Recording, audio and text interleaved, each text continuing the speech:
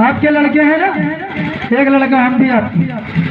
उस लाल को आने में देर होगी, लेकिन अंकित आजाद को आने में देर नहीं होगी। मान सम्मान से कोई समझौता करने वाले हम लोग नहीं। तो चलिए, हम लोग ज्यादा समय नहीं लेंगे, क्योंकि हमारे पास शब्द इतने हैं कि शायद आपका समय खत्म हो सकता है, लेकिन हमारे शब्द नहीं खत्म हो सकते, क्योंकि बाबा साहब की कहानी इतनी लंबी है। तो चलिए दोस्तों, सबसे पहले आप लोगों को जानना जरूरी है कि भीम आर्मी आखिर है क्या, भीम आर्मी क्यों बनाया गया, क्या जरूरत पड़ गई भीम आर्मी को बनाने में, और भीम आर्मी में हम क्यों जुड़े, भीम आर्मी से हमें क्या फायदा है। क्या इस चीज को जानने के लिए तैयार नहीं है?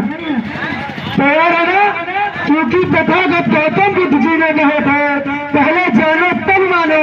हम लोग कभी भीड़ के पीछे दौड़ने वाले नहीं हैं, पहले जानेंगे तब मानेंगे।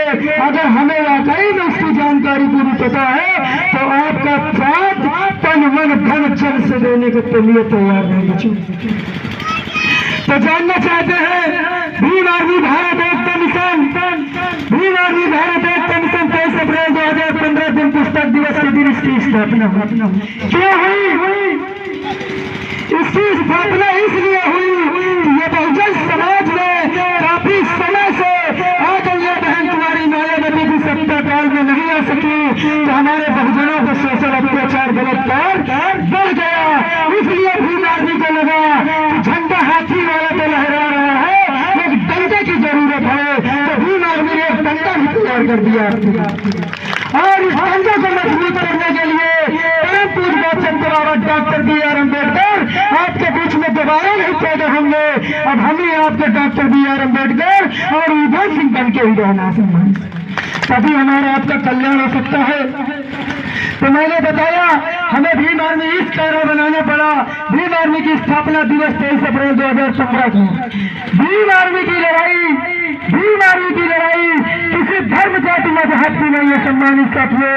भीम आर्मी की लड़ाई शिक्षा स्वास्थ्य रोजगार की। यहाँ पर एक कोई माता खड़ी हो जाए, यहाँ पर बहुत बड़े बड़े पढ़े लिखे BA किए लोग बैठे होंगे, एक शख्स कोई खड़ा होकर मुझे बताए कि मेरे भाई को, मेरे बेटे को, मेरे बेटी को, मेरे बहू को मुझे बताओ शिक्षा की जरूरत है कि नहीं।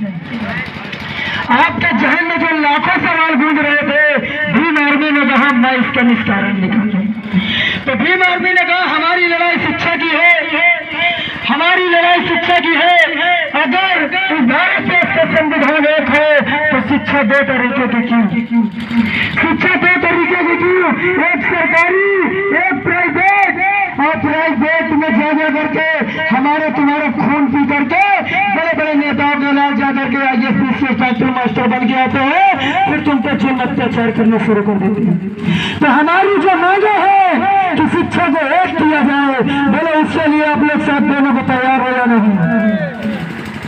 दूसरी मांगे भीम आर्मी की है, दूसरी मांगे भीम आर्मी की है कि भारत देश का संविधान एक है, भारत देश के प्रधानमंत्री एक है, तो हमारे यहाँ पर स्वास्थ्य का इलाज दो तरीके को क्यों, एक सरकारी जो गरीबों के लिए, जिस गरीबों से चुन करके आप बड़ी बड़ी फॉर्चुनरों में हेलीकॉप्टर में घूमने का काम करते हैं, उन गरीब लोगों के लिए सरकारी अस्पतालों में भेज देते हैं और दवा के बगैर मेरे समाज के लोग चिल्ला चिल्ला करके मर जाते हैं।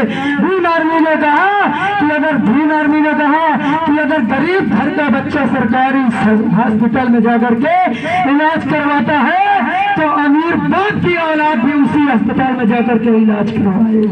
दूसरी मांगे हमारी स्वास्थ्य की है।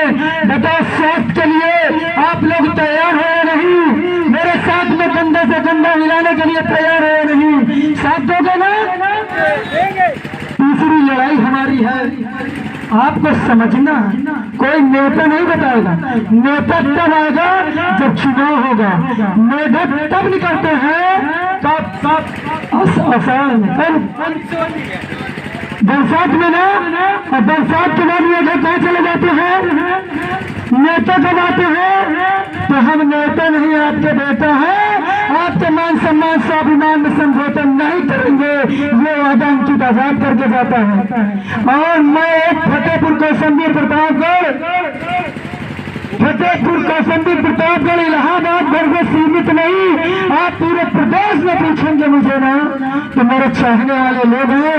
आप लोगों के पन से ही लोगों को ललकार देता हूँ, आप लोगों के पन से ही, क्योंकि जानता हूँ मेरी बहुत सारी माताएं हैं, बहुत सारी बहनें हैं, तो आप लोगों के पन से, आप लोगों के ताकत से उन मनवादी विचारधारा के लोगों को ललकार देता हूँ कि उम्र मेरी बेशक कम है लेकिन तजुर्बे बहुत है, उम्र मेरी बेशक कम है लेकिन तजुर्बे बहुत है। अब मेरे मारने वाले से कह दो मेरे चाहने वाले बहुत हैं। तो तीसरी लड़ाई हमारी, जो तीसरी मांगे है भीम आर्मी की, तीसरी मांगे है रोजगार की।